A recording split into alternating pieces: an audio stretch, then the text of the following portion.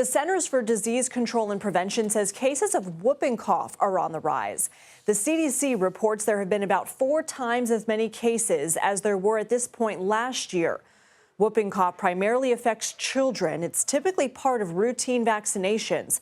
We should note these are roughly in line with pre-pandemic numbers. Let's bring in Dr. William Schaffner. He's a professor of preventive medicine at Vanderbilt University Medical Center. So, doctor, cases being up, but this is pre-pandemic levels. Are you concerned right now? Oh, Lindsay, this old disease out of the history books is coming back. And sure, I'm concerned. As you said, it's prevented by vaccination. But what happened during COVID is that we went to telemedicine, right? We got medical care through the computer, but you can't vaccinate through the computer. And so we have a vaccination deficit among children and among adults. Now, pediatricians, family doctors, internists are all trying to catch up, all their families with their vaccination, and that's the way to prevent this potentially dangerous disease.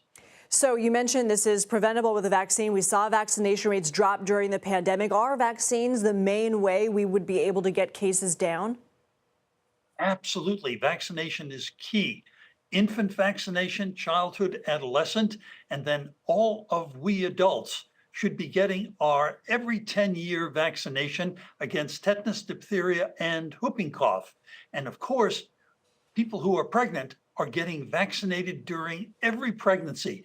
Part of their protection goes through the placenta into that newborn baby and provides protection before we can actually vaccinate the baby. That's the way we can prevent whooping cough. What else do you think people should know, doctor? Listen to what's going on in your neck of the woods. Talk to your healthcare provider if you have any confusion or concern or are uncertain about your own vaccination history. Let's all get caught up to date and prevent whooping cough. Dr. William Schaffner, always good to talk to you. Thank you.